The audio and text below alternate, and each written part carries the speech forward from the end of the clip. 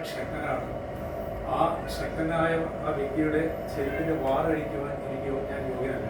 അത്രമാത്രം എളിമയോടുകൂടിയാണ് സ്നാപകൻ കടന്നു പോകുന്നത്. അപ്പം ഞാനിന്ന് വരും ധ്യാനിച്ചപ്പോൾ മനസ്സിലാക്കുന്ന രണ്ട് കാര്യങ്ങളാണ് സ്നാപകനെ കുറിച്ച് ധ്യാനിക്കാൻ പറ്റുന്നത്. ഒന്നാമതായിട്ട് യാതൊന്നിനെയും ഭയമില്ലാത്ത ഒരു വ്യക്തി. നമുക്കറിയാം, ഹെറോദോസ് രാജാവ് തെറ്റ് ചെയ്യുമ്പോൾ അത് ശക്തമായിട്ട് തുറന്നു പറയാനുള്ള ഒരു ധൈര്യം സ്നാപകൻ ഉണ്ടായിരുന്നെങ്കിൽ അതിൻ്റെ അർത്ഥം ദൈവത്തിൻ്റെ ആത്മാവ് ശക്തമായിട്ട് സ്നാപകനിൽ പ്രവർത്തിച്ചെന്നുള്ളതാണ്. നമുക്കറിയാം, ഈ സമൂഹത്തിൽ ഒത്തിരി അനീതിയും അക്രമങ്ങളൊക്കെ നടക്കുന്നത് പലപ്പോഴും ചോദ്യം ചെയ്യാനായിട്ടുള്ള ഒരു ധൈര്യം നമുക്കില്ല.